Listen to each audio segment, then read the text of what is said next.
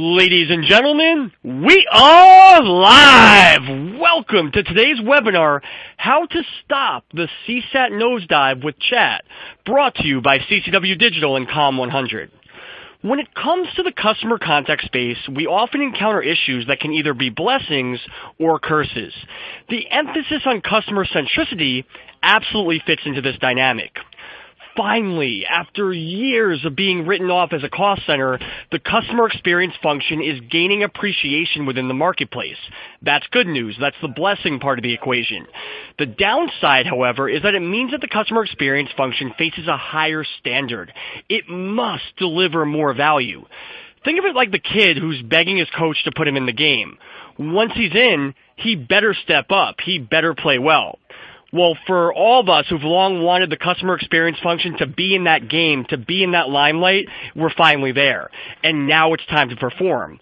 As exciting as that opportunity may be, if an organization is not ready, it could also be a huge burden. Chat itself also fits into this bill. On the one hand, it can offer so many potential benefits for both the customer and the operation.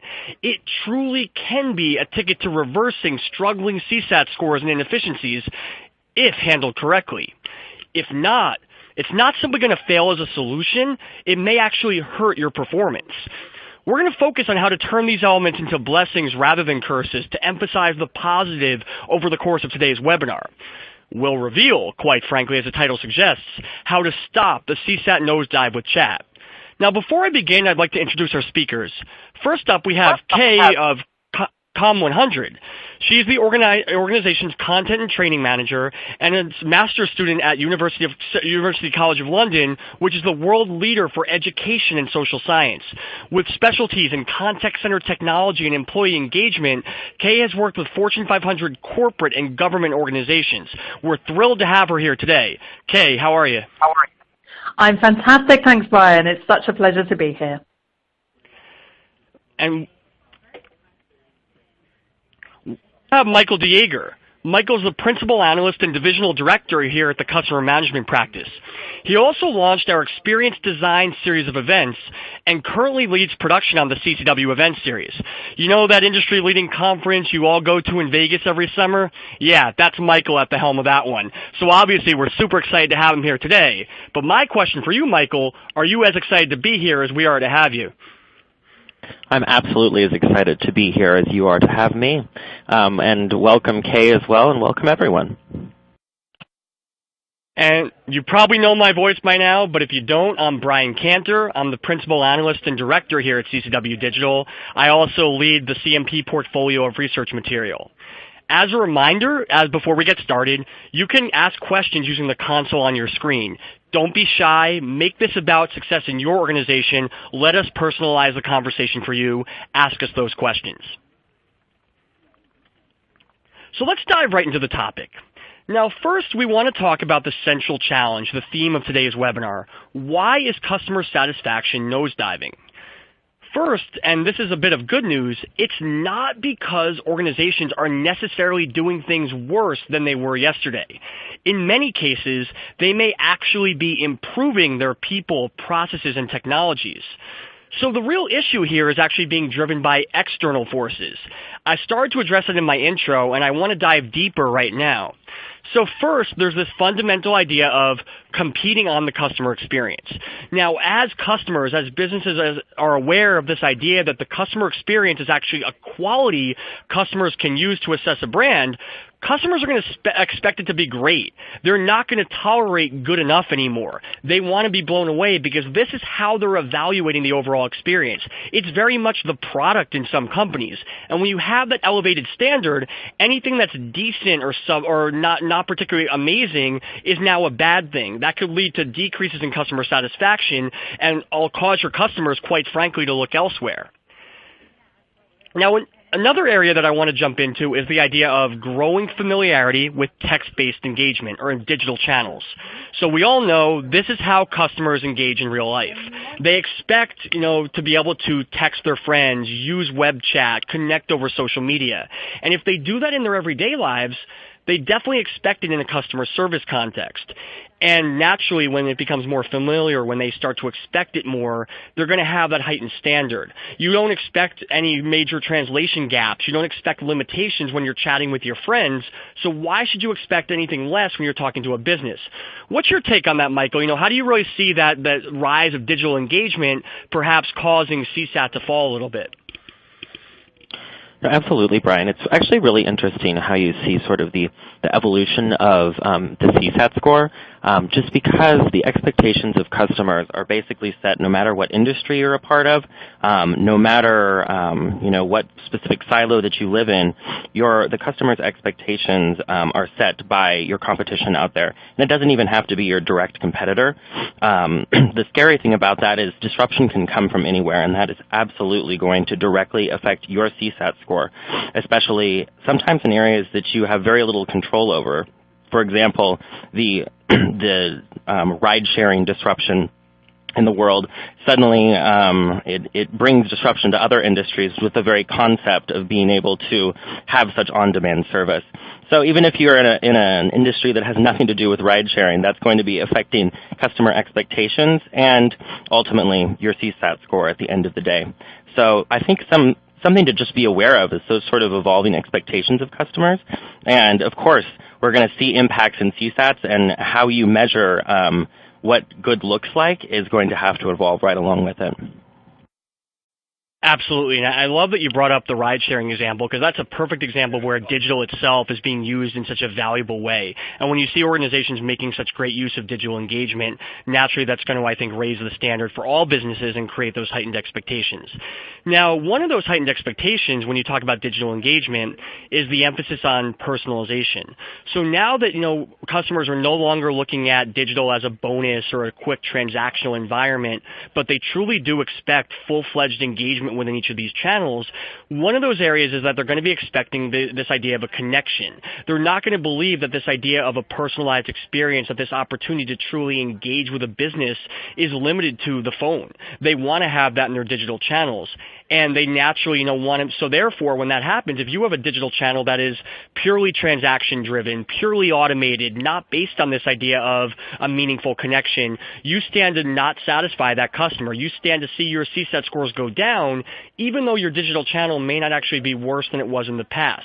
If you're not rising to that standard, that growing emphasis on personalization that customers are looking for, it creates a problem. Now, one of the other areas, too, is the idea of personal data. So there's a lot of talk about kind of, the role that personal data can play in fueling the experience. Michael, from your standpoint, do you see that customers are, obviously on the one hand, customers don't want to be bombarded, they don't want to be bothered or harassed by a marketer, but on the other hand, I'd imagine that they definitely expect some of their personal data to be used to enhance the quality of the experience. Is that a fair assumption on my part? Absolutely, Brian. I think one of the, as creepy as it can be sometimes when things are very much targeted to you as a human and who your personal needs, it's almost becoming an expectation in a lot of ways. And that can be a real challenge for organizations just because the granularity of personalization can be quite overwhelming sometimes. When you're getting to a point where it's no longer scalable, that can be a real challenge. But customers do crave personalization at the end of the day, just because going back to some of the other best-in-class customer experiences out there, the best brands that are doing customer experience well out there are using personalization in a very meaningful way for customers. So that means something different for every organization. So it's critical for you as a brand to really identify what that means specifically for your customer and design a personalized experience that aligns with that. Absolutely. And then the final area that I think is really shaping what customers are looking for is this notion of effort. And so, obviously effort, when we think about what the customer is looking for, I think you can really break it down into two focuses or two buckets. So the first one is going to be this idea of maximizing the return on effort within each individual interaction or within each individual channel. So as you're spending time talking to an agent or talking to a bot or whatever the kind of the engagement vessel may be, you want to make sure that every moment as a customer you're spending is producing a valuable outcome, is leading to the information, the resolution, or whatever it is you're looking for. if you feel as if you're wasting that time, if you're exerting effort with no reward, that's a dissatisfying experience. And I think in the past, when experiences were bad, when there was less pressure to compete on the customer experience, it was very easy for customers to kind of just write that off as an inevitability, that they're going to have put in a lot of work and get minimal rewards. They're just going to have to take what they're given. But now there's this idea of, as that effort really has come into the forefront, that the experience should be easy. It should be simple. It should get you from point A to point B with no or as little roadblocks as possible. Customers are mindful of that, and they definitely, on a channel basis, want to make sure that every individual channel within which they interact is minimizing effort and maximizing reward. Now, Michael, there's also another focus here, and that comes to the idea of effort moving throughout the journey. The idea that, as a customer moves from channel to channel, what that experience entails and how difficult that is.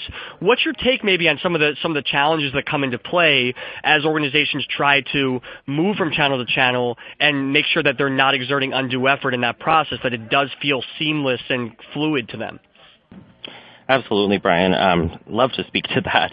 And it's actually from our customer management practice research and the research that we do with CCW Digital, we've sort of benchmarked that one of the number one sources of dissatisfaction is the idea of customers being forced to repeat information again and again and again when they engage through a different channel. Really, the core and the root of solving these issues comes down to breaking down the silos in the backside of the organization. A lot of times you'll have different divisions of your organization, perhaps working on a digital customer experience, another one working on more of an in-person experience, perhaps over the phone, another division that's working more on perhaps the chat channel.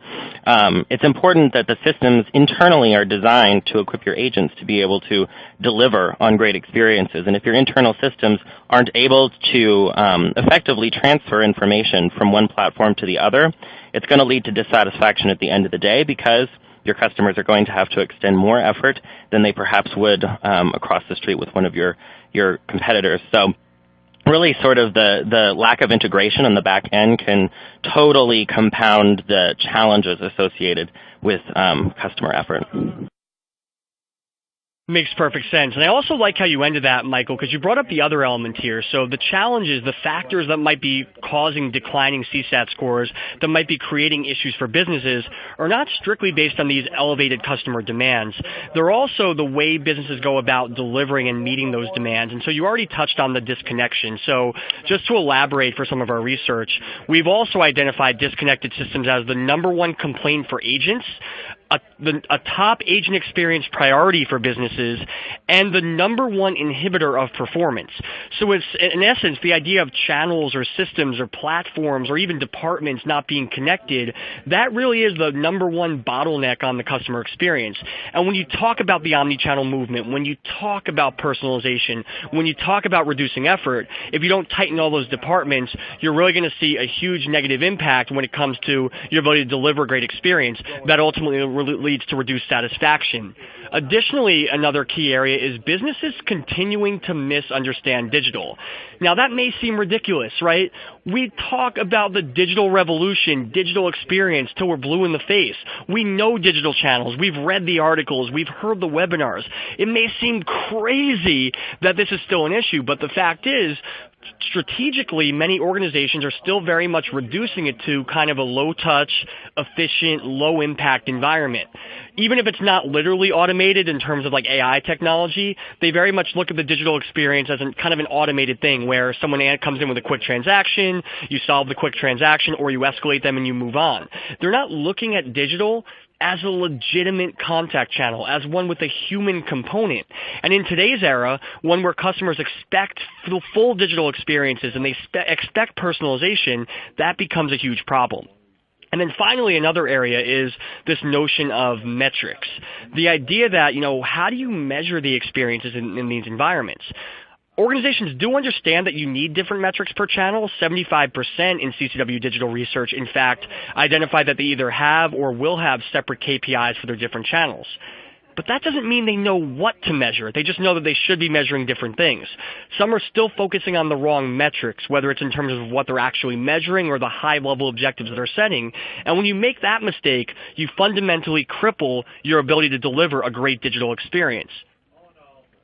Kaye, I want to pass this over. I want to pass this over to you right now because we identified a lot of challenges that we see here in our research, a lot of challenges from following the market. But I'm wondering kind of what resonates with you from your perspective of kind of understanding how organizations are leveraging chat and trying to improve their omnichannel experiences.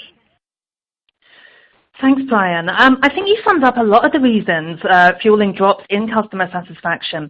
But I think that last point around the lack of clarity in setting standards for digital channels really did resonate with me, as it is something I've seen time and time again.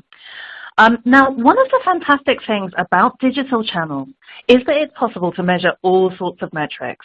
And at Com100, for example, we allow reporting on so many different statistics, from really traditional KPIs like queue length and CSAT to entirely new statistics like conversion metrics and canned message usage. Now, that choice in statistics, it can be a fantastic thing, but it can be tricky too because it can confuse anyone trying to figure out what metrics are the right ones for measuring overall chat effectiveness.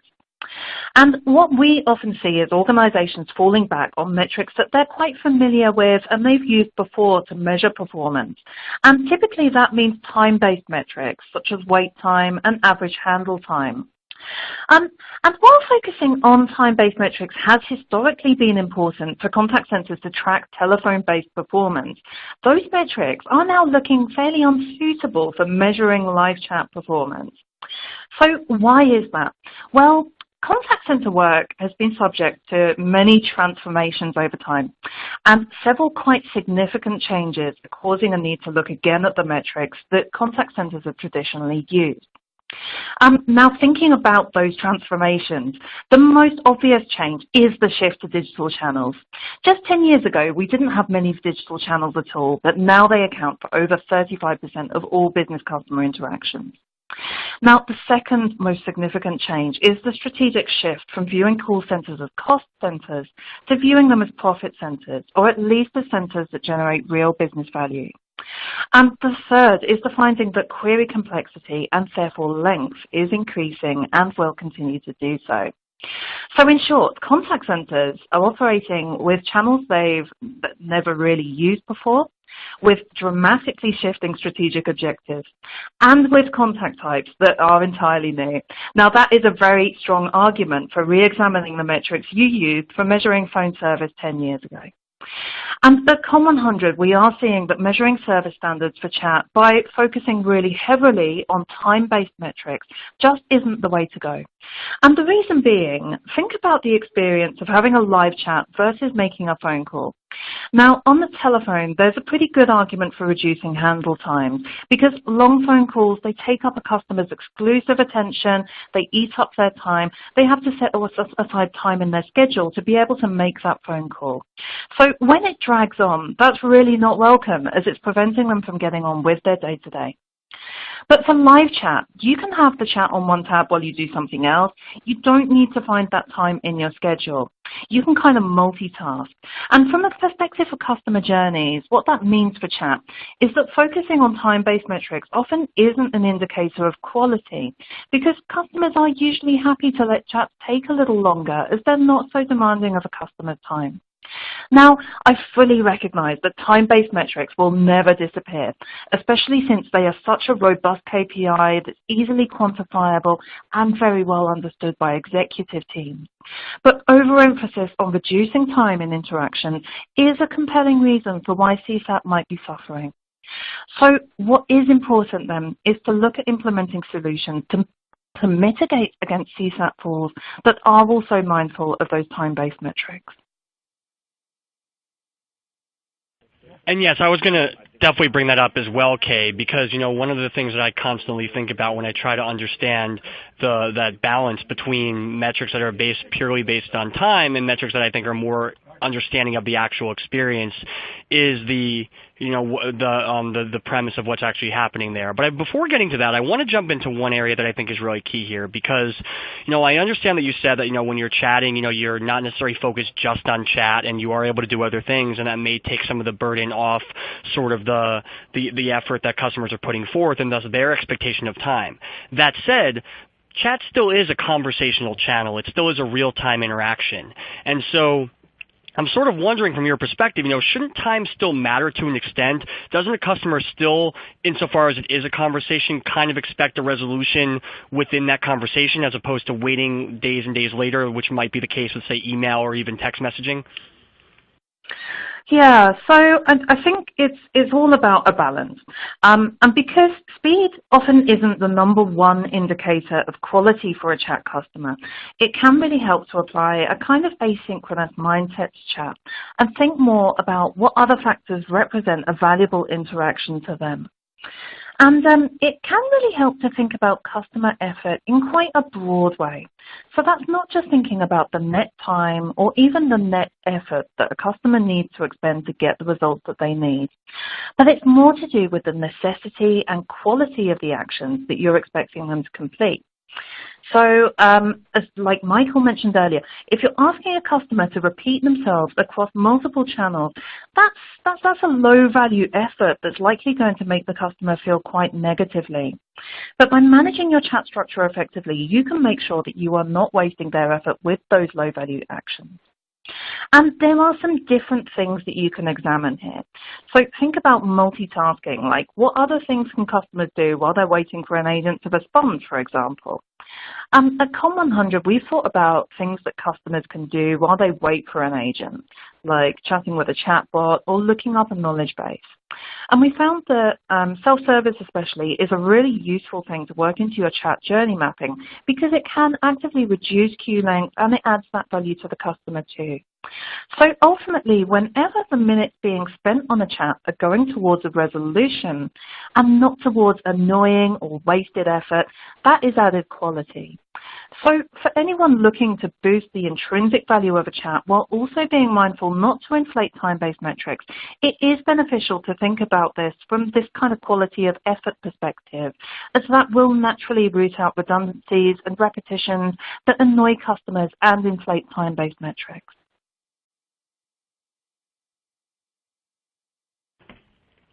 So I think it's great that you don't have to stress over time, that you can kind of look at some other opportunities here, that you don't have to be so fixated on those dated and antiquated time-based metrics. But you also don't want to waste time. Time is still money for customers. Time is still money for your organization. And the very idea of the interaction still does require effort from both sides. So, Kaye, from your perspective, how do you maximize the time you are using so that you're really emphasizing making that connection in that time that you're having, so that even if you do take a little bit longer, that extra time that you're devoting is really worthwhile, that it's not wasted time, it's not kind of taking advantage of the relaxed metrics, but that you're really adding value to the experience? Yeah, so we mentioned personalization earlier, and I think that really can help. But it is often very hard to achieve, which is why a lot of organizations aren't doing it very consistently. So thinking about why that is, I mentioned before that strategic objectives for the contact center, they are continuing to change. So in a relatively short space of time, many contact centers have gone from having goals and strategy that was not often so customer friendly to being expected to deliver service that is better than their competitors, if not leading their industry. Now, that is a vast shift that requires a total change in resource, skill sets, and people to deliver on these new strategic goals. And what's more, many changes that we see to the CX landscape require people and skill sets from perhaps a more multidisciplinary team that might need experience in maybe marketing, communications, and customer service, for example, to deliver really outstanding service. And one significant area we see this in is in personalization. Now, personalization has been named as a critical pillar of customer experience, and organizations can use this not just to stay competitive, for example, in sales and marketing processes, but also to create individualized customer experiences that do help to build stronger, more meaningful, and ultimately lasting customer relationships. But personalization is really hard to do right. Pretext to effective personalization are collecting data, maybe customer persona work, and customer journey mapping, which on their own can be difficult for organizations to do, as they often require those skills kind of far greater than core customer service skill sets. Then when you do get to figuring out what and how to personalize, there is no one-size-fits-all approach when looking at personalization at scale. And if you do manage to put together a plan, rolling that out consistently across customers and keeping it effective as you scale can add even more layers of complexity. And lastly, getting the software that you need to do the work for you can be a bit of a struggle too. Either it could lack personalization features, or those features often aren't utilized properly. And the challenge that I see a lot of times isn't in the software, but really in the inexperience of those implementing or using it that causes those tools to be underutilized. And add to that the drastic changes in consumer behavior and preferences and the business processes to match. And we're dealing with a compounding lack of experience that makes delivering consistent, personalized experiences really quite challenging. So in short, delivering personalized customer experiences, it is hard for a lot of businesses. Now, we might say that for individual companies providing an already excellent service, maybe personalization isn't so important. But as we mentioned earlier, the impact of rising customer expectations is such that customers now expect companies to know them and to treat them accordingly. Customers who don't receive appropriate treatment based on their case or purchase history are likely to be turned away and turn to businesses who do. Makes perfect sense. Now, I want to address two things that you discussed there. So first, I want to completely concur with your idea that customer personalization is an enormous pillar, a key defining trait of customer centricity. In fact, CCW Digital Research, our audience actually identified personalization as the #1 sign of a customer-centric brand. So clearly that is what organizations are striving for. It's not just kind of an empty customer demand. It's something that businesses really understand is a game changer when it comes to the customer experience. But the other thing you brought up here is that it can, the stakes of personalization, the fact that it can be difficult. So what I really want to focus on now is, okay, we know personalization matters, we know it can be a game changer for an organization, and we know that it's not just something that you can flip a switch and make happen. You can't just automatically personalize an experience. So from your perspective, your experience, what are some steps an organization can take to actually carry out personalization, to actually seize these benefits and these advantages and clearly prove to their customers that they care about them, show other businesses that they know customers better, and really live up to those benefits of customer centricity? Yeah, I would argue that really great software makes personalization at scale possible. So I think it's all about looking at the possibilities of your software to personalize. As I mentioned, organizations, they often don't take advantage of the full abilities of their software or really even know the full abilities of that software that can help them to achieve better personalization. So do some research into the different functions of your software and ask your vendors' ideas too. It can be beneficial to ask them about experiences their customers have had in personalization, so you can get some inspiration in that way as well. So thinking about the different types of personalization that you can do consider that personalization efforts can be, I suppose they can go in kind of two directions. You can have personalization that's more or less invisible to the customer, or you can have personalization that is a bit more overt. Now, the approach or the approaches that you take, they will depend a lot on your business type and customer base and how you want to relate to them. So thinking about the kind of more subtle approach, that can be better for organizations, maybe with some privacy concerns, where overt personalization referring to the customer's on-site actions, for example, could be less appropriate, or it could risk coming across as creepy, as Michael mentioned before. And on the other hand, for other business types, the more overt approach can actually lead to such on-target messaging that it really makes you stand head and shoulders above the competition. So I guess a key decision in personalization is figuring out what route is good for you. Now, if you want to make your personalization a bit more low-key, you can consider using things like rule-based, automated chat routing to get different categories of customers through to the right person at the right time without needing to manually transfer. Taking that a bit further, you could also choose to show maybe different types of chat buttons or chat windows based on the customer's details. So perhaps their account manager, their product, whether they're a website visitor or an actual customer, their location, or in fact any information that you have on hand, for example in Salesforce or in your CRM. So in this way, you can inform experiences with personalized data while keeping your personalization efforts more kind of under the hood. Now, one of our multinational finance services clients, it's worth mentioning a quick case study here. He had different markets for different geographies, and he provides specialized service types. He actually had quite a lot of success by displaying customers with relevant chat windows and by enabling routing options for their location and market segment automatically without the customer needing to give that information. So that's a fantastic way to basically smooth that journey for the customer, give them that kind of personalized feel without necessarily making it too overt. But if you do want to go more overt with your personalization, consider how you can get your individual and visit-specific data to work for you to provide really deeply personalized experiences. So, for example, maybe if a customer is returning to your site and they looked at a particular set of product pages last time, you could use Chat to send them a welcome back message and suggest some similar items for them to browse. Now, thinking about how that works within our agent console, it's pretty straightforward to see where a visitor was referred from and the keywords that they searched for to land on your site, for example.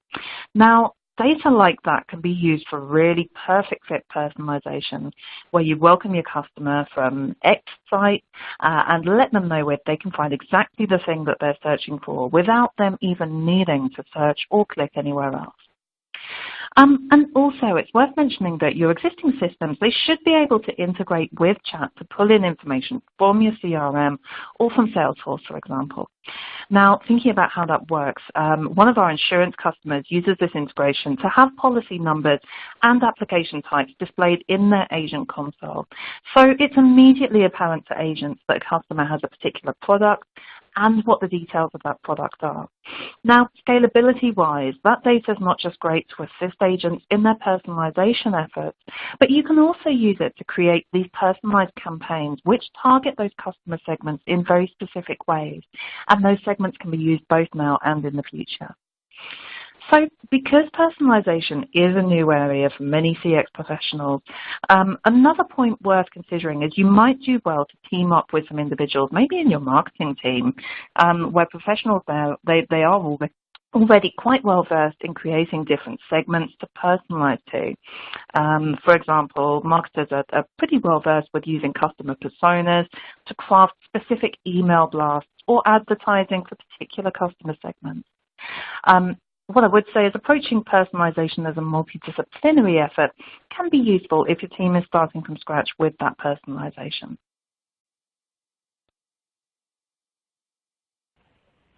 Now, there's an expression we hear a lot in the customer contact community, and that's your customers don't really care what's happening behind the scenes.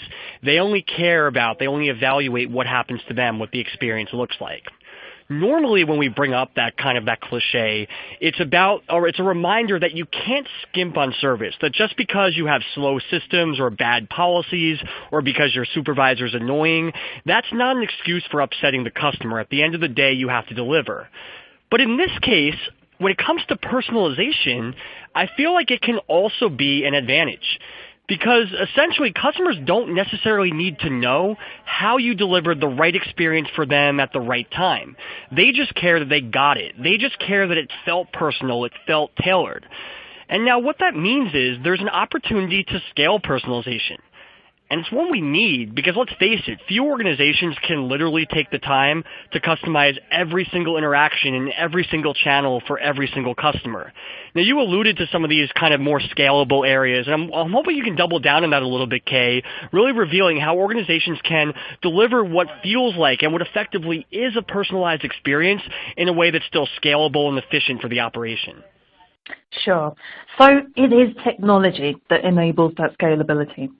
So, for example, if a customer were to order the same product from you at a set time every month, you can smooth out that process by suggesting that frequently bought product as soon as they enter your site. Now, that's great for them, and it will feel really personal to them. But also, you can automate that for another 10,000 people who order that product on a regular basis. The investments in personalization, then, they should be very scalable, and they should continue to deliver value as you grow. So think about what personalized touches are manageable for you that don't require every agent to have to deeply consider what personalization looks like for every single customer. And it's worth me mentioning as well that clearly customers aren't sacrificing speed. They're not sacrificing effort. So personalization, it does need to be operated in a productive context. So personalization then, it's not necessarily about making customers happier, but more about making their interaction easier. So while it might be quite nice to provide a special greeting for your customer that acknowledges they're a repeat visitor, that alone doesn't make things easier for them. What does is greeting them and maybe offering them a special offer on a product that they looked at last time they visited. So all in all, keep it very focused on delivering value, automate that value, and that provides real scalability even over millions of customers. Now, I don't think we can completely ignore personalization moving forward because it is such a fundamental customer demand, but I do want to kind of look at this issue through some other lenses. And one notable one is the idea of omnichannel and really connecting with customers in different environments. Now, as I brought up earlier in the conversation, there are two kind of elements of the omnichannel experience that kind of contribute to effort for customers and can really send the customer experience in disarray and can really hurt customer satisfaction. One of those is what happens within the experience. So if the organization is not connecting with customers properly, if they're not delivering a low effort, high value experience within the individual channel, that's going to be poor. And we see this time and time again with organizations not delivering a true customer-centric experience within digital channels. But then there's also the other element, Kaye, and I'm hoping you can kind of help us with both of these, of escalation. So when a customer actually has to, let's say there is no way that this particular issue can be solved in that channel, it just doesn't make sense, or there's an authentication issue that they need to address, or for whatever reason, they truly do have to escalate, even though the business did everything right within that digital channel. When they have to escalate, there's what happens when they do so. Do they have to repeat information? Do they have to kind of restate their case? Does the agent know who they are? Can they take over where they left off? So from your perspective, obviously, when you want to address those two sources of effort, those two sources of pain when it comes to the omnichannel experience, what do you see? What's causing these problems for organizations, and how could they maybe start to get on the right track and make omnichannel a weapon for them? Yeah, there are certainly some real challenges when it comes to delivering those great omnichannel experiences. So let's think a little bit about the context. So back when call centers were just about calls, agent skill sets, they weren't really so demanding. But now agents handle multiple different platforms, and they're often juggling a lot of systems and a lot of screens at once. Now, that is a dramatic change in role for your customer service and sales agent a decade ago, who wasn't expected to be nearly as technologically savvy and contextually aware as they're expected to be now. So there is an extra level of hiring and training implications involved in multi-channel service. And also, going back to that digital savviness point, do you consider that digital savviness, it is an expectation now? And as we mentioned earlier, when customers talk to friends and family in their daily lives, they do expect to be able to move seamlessly across channels, and that expectation now extends to organizations. Customers expect those high-quality experiences over digital channels just as much as any other channel. And it's not enough now to consider the core of your service to be delivered over one channel with other channels acting as support. I think it's important, too, to consider what your customers are looking to do as a whole and aim to deliver those experiences kind of not just channel by channel, but really objective by objective. Some organizations, they have a siloed mentality when it comes to multi-channel service, and they limit their thinking to processes that customers will want to do in certain channels, when actually what we need to do now is consider how to meet customer objectives by using the advantages of different channels so that we can actually improve or shorten customer journey.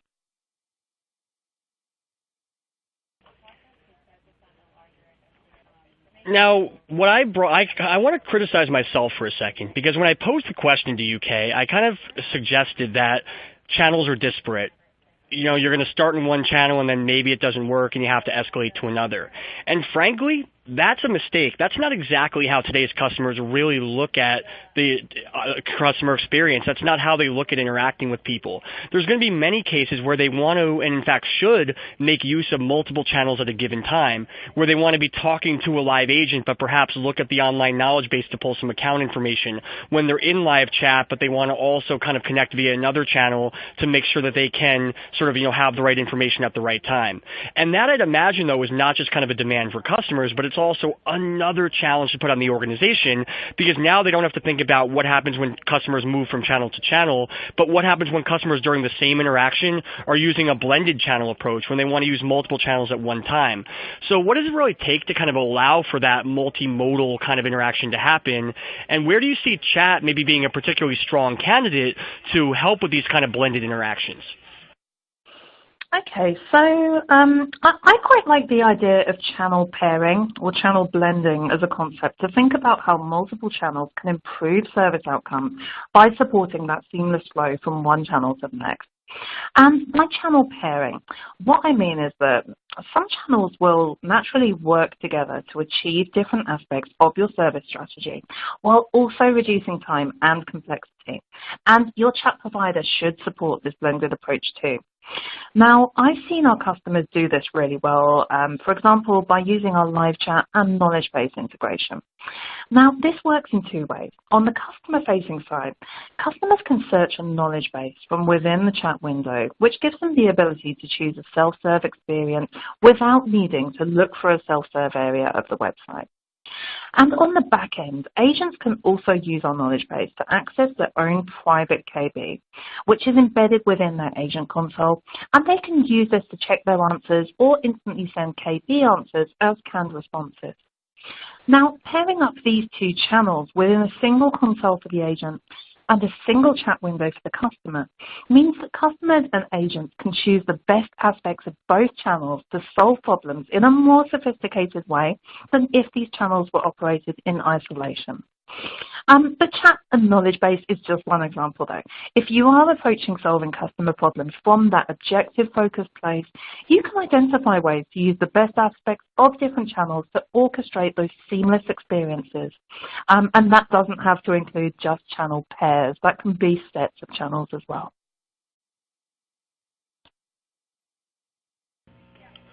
So now, Sorry, go ahead. I was going to say, so Michael, one of the, I think Kaye brought up a lot of different ideas for some of the changes that need to happen, how we kind of align with customer demands. But your experience on the experience design side, you know very well that just kind of identifying what needs to happen, identifying what your goals are, that's not always what it takes to really be able to make these changes happen. So I'm wondering if you could kind of walk us through some of the challenges you see in terms of actually putting some of these changes into place and really getting your organization on the right track. Absolutely, Brian. So speaking to, I guess, one of the core challenges and reiterating something that we've talked about in the past, it really does come down to breaking down those silos in your organization that could be putting up roadblocks in the customer journey. And from an experience design standpoint, that can kind of break down in a number of different ways by leveraging some of the tenets of design thinking and service design. I think one of the best things that can be done, especially given that changes occur so quickly, is to try not to sort of boil the ocean in a lot of ways. Take challenges that customers have voiced to you specifically and take them in very manageable pieces. Now, it can be challenging sometimes because sometimes once you've identified a specific change objectives, perhaps and you're to a point where you're ready to roll it out and implement, demands perhaps in the market have changed completely. That can be another big challenge when trying to redesign certain touch points. And organizations then tend to sort of lag behind when they're trying to meet customer needs. So I think to come back to that, it's really important to ensure that the data that you're gathering from your customers is so on point, and sort of the research that you're doing, the design research, is done in very meaningful chunks of time so that they can be implemented, prototyped, and tested in an agile way. And you can use that sort of as a tool for continuous improvement on touch points. Obviously, we've seen so many customer changes over the last few years, and it's not going to be changing anytime soon, especially in the sort of rapid-paced, disruptive environment that we live in. And many organizations are going to continue having trouble to keep up with these changes. But it really comes down to the need to have accurate data on your customers, because when you have that accurate data, you can then action it in those meaningful pieces to start to redesign bits and pieces of customer touchpoint experiences that have been expressed pain points with customers. So, Kaye, I'd like to pose to you really, what are the needs that you see from a data standpoint when it comes to identifying experience redesign opportunities? So for me, really robust reporting functionality is an absolute must in any customer engagement system if you're looking to keep up with customer changes. Now, when I'm talking about reporting, I'm not just talking about the ability to view CSAT results or Q reports or any one report in isolation. What I'm talking about really is the ability for you to generate actionable insights. That means not just being able to look at a range of reports to gain a complete picture of your service, but it's also being able to work with that data to allow you to identify insights that are deeply personalized to your business. Now, thinking about here at Com100, we've built in a range of really different filters and perspectives that make it easy for organizations to drill down into stats by department or team or agent or by any time period or time interval. For instance, by implementing time options to give specialized data sets to customers with split shifts. So your chat system, it should be able to do the same for you. If there is a particular perspective that you need, you should be able to easily access that to allow you agility in your decision making. Now, for live chat, service can be assessed and evaluated by so many data points over and above what you can collect for other channels. So it is essential to utilize those extra data points. For example, being able to track which chats contribute to conversions not only gives you the data that you need to optimize your service, but it also allows you to prove return on investment for that channel. And also consider what data that you need from your agents and your customers to assess where improvements can be made. Now, your chat system, it should allow you to weigh up chat statistics alongside agent and customer feedback to gauge how big a particular service issue is and how urgently it needs to be resolved. So really, data is the backbone of continuous improvement, and ultimately your system should support you so it's easy for you to identify changes.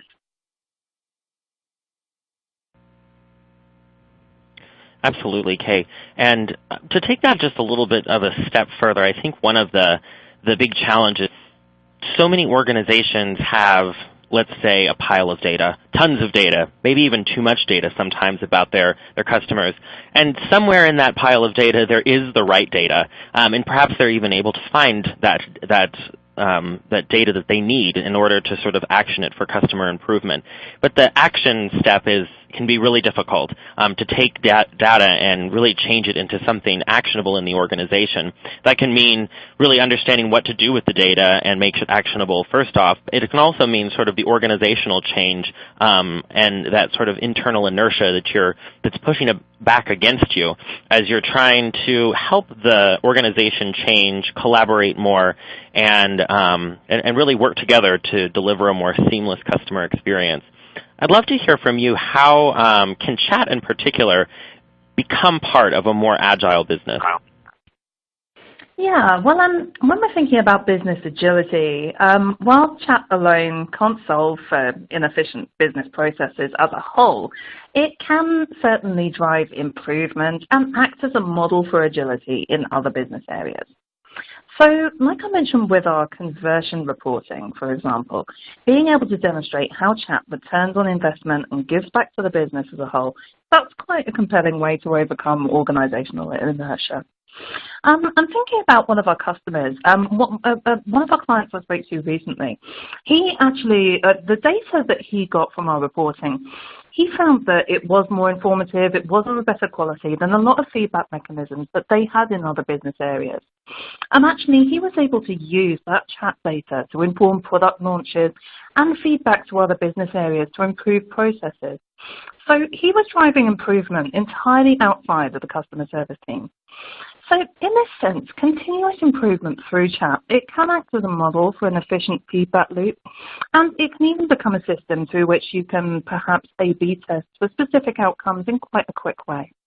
And that's pretty powerful, especially when so many organizations struggle with even getting the data they need to make improvements.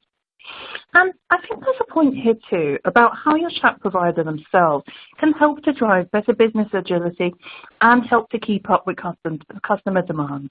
Now, your chat provider should be keeping up with change in the industry, and they should be on the ball with developing maybe chatbot and AI improvements, which will be a huge part of customer service in the next decade. So it isn't just on you to be agile. Your chat provider should provide you with those opportunities to implement innovative new features as you scale and as technology develops.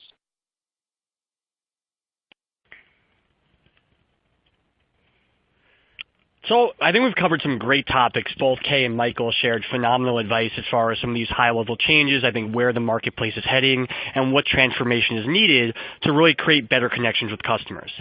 But if anyone out there is like me, and I think they are, they need to deliver results right now.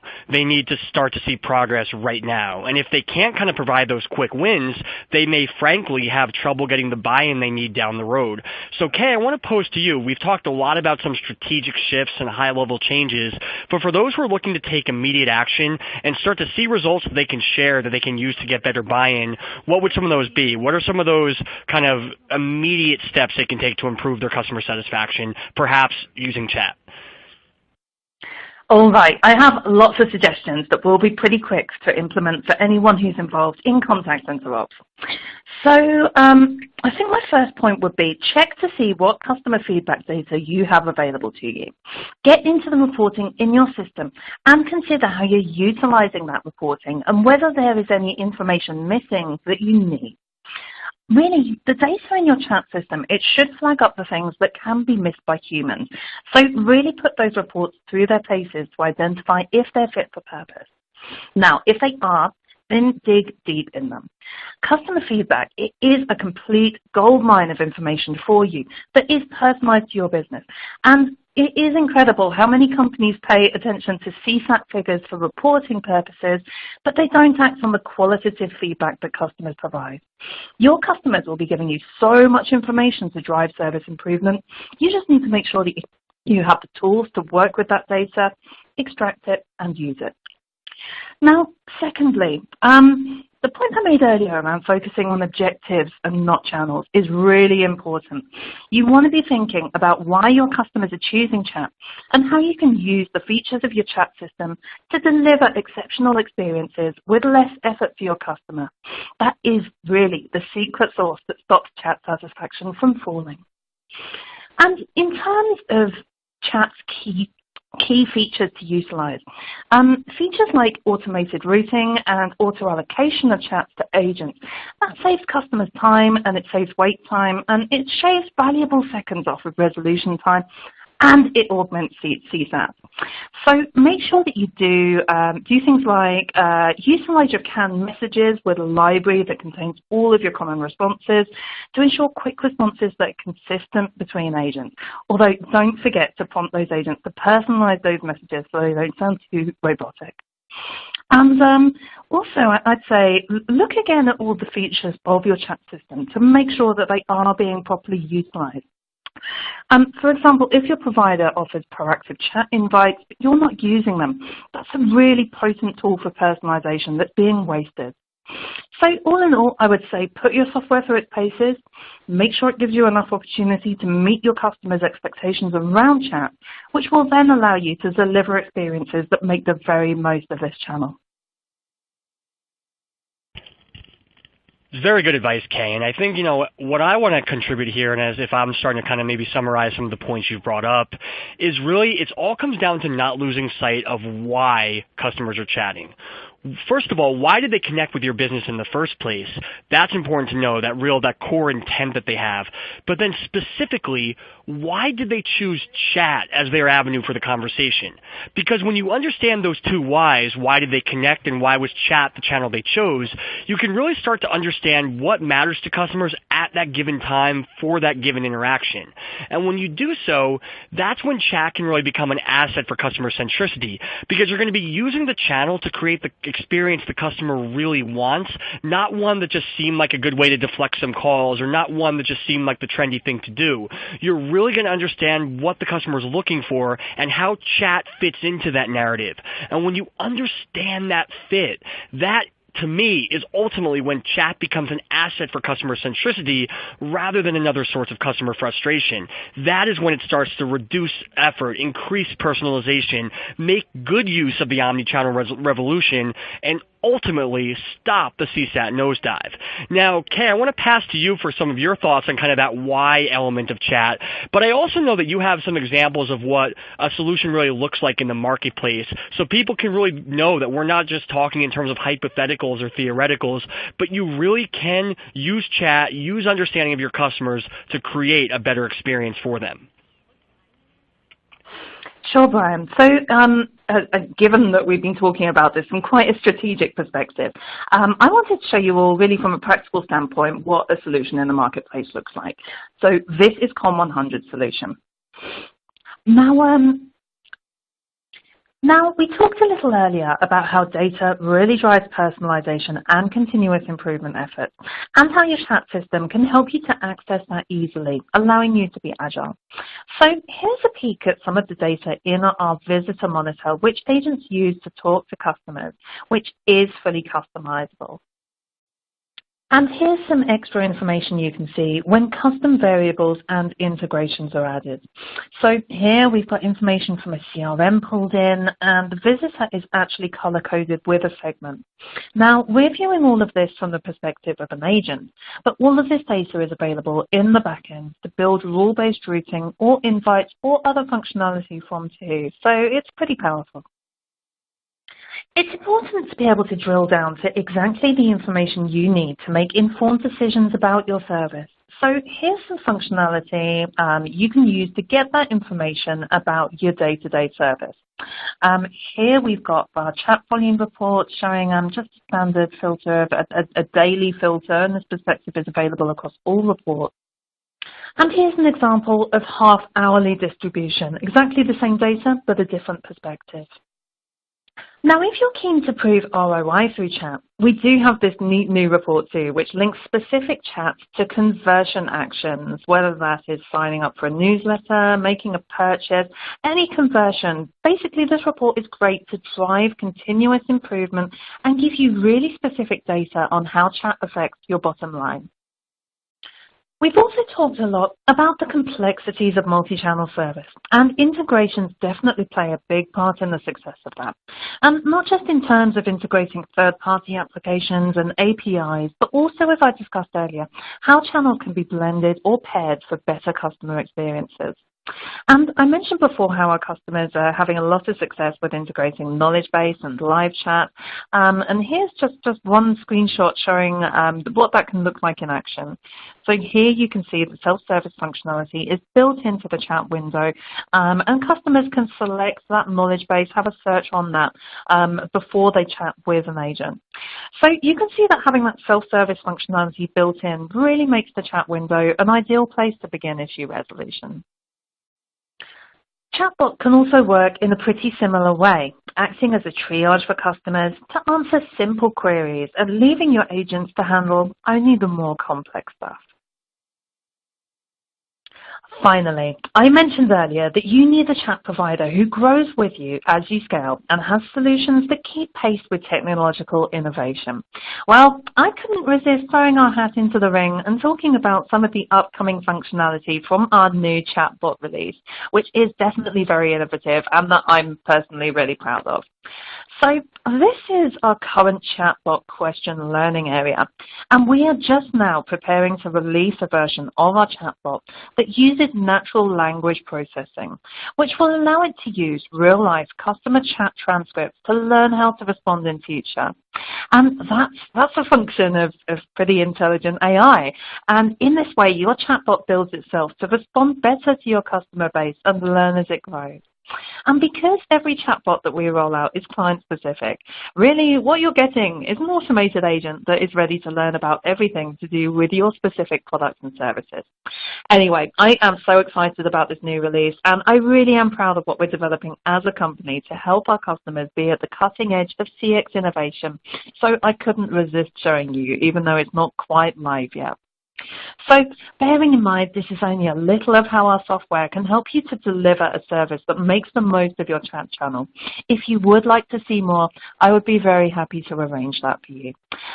You can let us know that you'd like to chat more about our software or book a demo just by adding a comment in the comment box here. Or if it's easier, you can just drop us an email at sales@com100.com.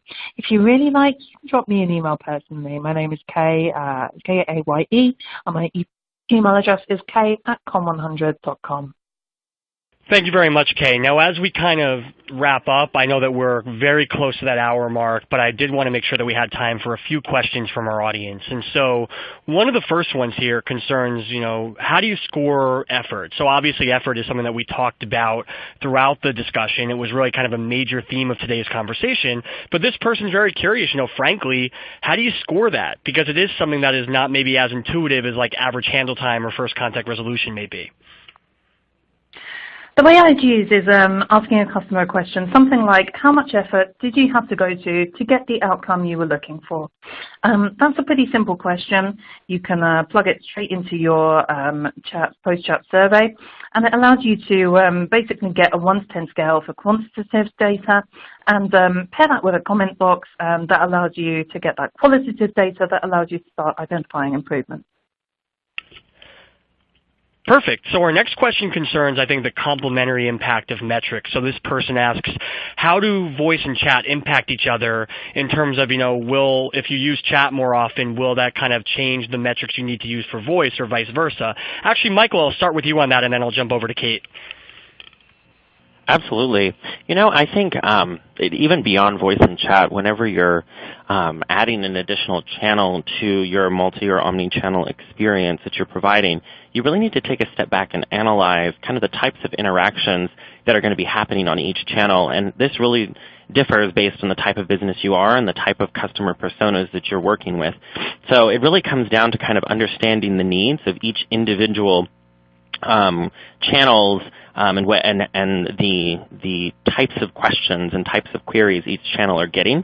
Once that sort of shakes out, you can really take a look and adjust metrics accordingly. At the end of the day, absolutely adding a new channel, for example, integrating chat into a system that perhaps was only voice for the longest time, it's absolutely going to impact your metrics.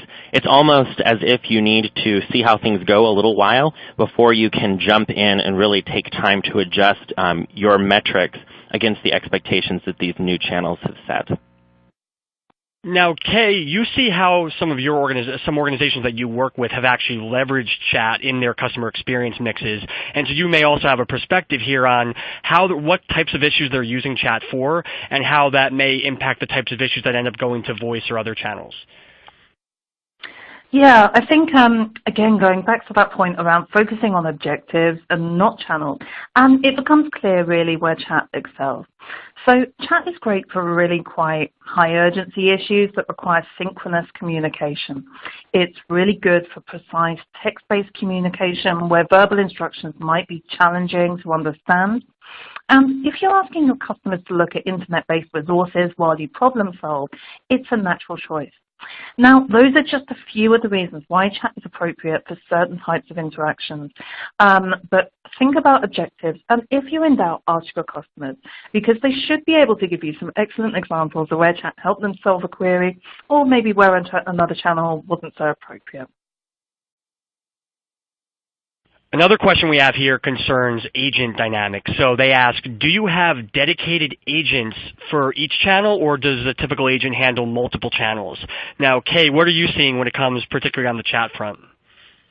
This is such an interesting one, because my sort of advice on this really has changed as chat technology has developed. So what I say now is, with the proliferation of knowledge-based technology and canned responses, it is easier for agents to take different types of queries across multiple channels or products, because the kind of mental load that they bear, that they historically bared, of needing to know everything about a particular product or service, that load has lessened. Now, I would never advocate for asking agents to handle multiple channels at the same time, as that results in split attention and usually poor quality outcomes. But what I do advocate for, though, is appropriate cross-skilling, as that does help you to achieve a more flexible and a liquid workforce. And it also keeps your agents' roles varied and helps them to develop their skills, which adds up to better job satisfaction and hopefully adds up to better customer satisfaction as well. So all in all, I do advocate for cross-skilling in every sense, and given technological advances, that cross-skilling is more accessible than ever. Now, Michael, I want to briefly pass that to you as well, because I know I don't think I can say the name of the company, but I know one very leading, very well-regarded organization we work with strongly advocates for different agents for different channels. They have the social media team, they have the chat team. And so I'm wondering, from what you see when you start to think about how organizations are building their customer experiences, any additional guidance you may have about whether we should be cross-training agents or whether they should be channel specialists. Absolutely, Brian. I'd actually really like to echo you here, Kaye, talking about I think there's so many benefits in cross-skilling your workforce, especially when it comes to culture in the organization. And it really allows for agents to feel like there's differentiation amongst their job, whether that's a different channel or they're handling different and new types of questions.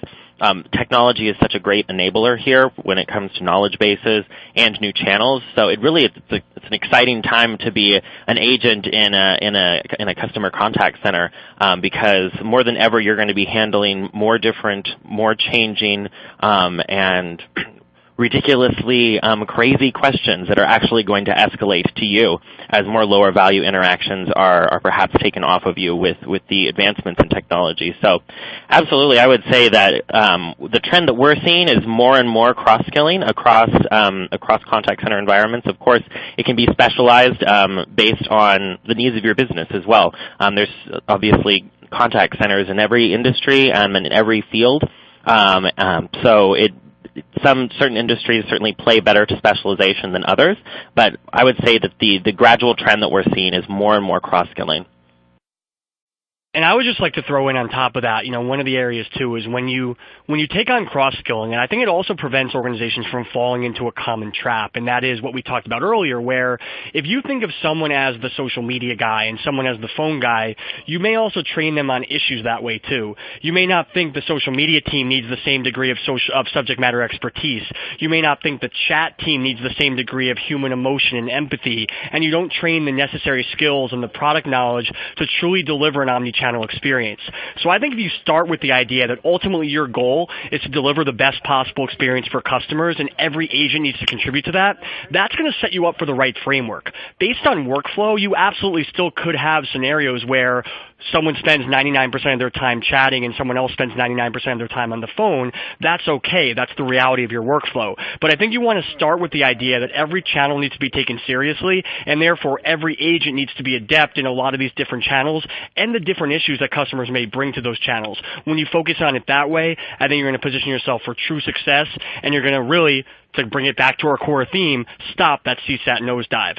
Now, of course, we're way over time here, so I know that any additional questions that we will make sure to have either Michael, Kaye, or I will get in touch with you. We'll make sure to offer you an answer via email, because we do want to make sure you have the data you need, the answers you need to make improvements. But Kaye, just briefly, any final thoughts as we wrap up today's webinar? None from me, other than it's been such a pleasure to be here, chatting customer satisfaction with you, Brian and Michael. Yeah, just to say, if anyone has any questions, just pop me an email. Kaye@com100.com. Definitely, and I really appreciate both of your time. I also appreciate the audience's time and some of those phenomenal questions. I think what it really comes down to here is, again, chat is one of those areas where it can actually be a huge source of solving every major customer experience problem you're having, because it does kind of walk that perfect balance between operational efficiency, the digital age of customer engagement, low effort customer interactions, yet you're not sacrificing the idea of conversations and personalization. It really does check all those boxes.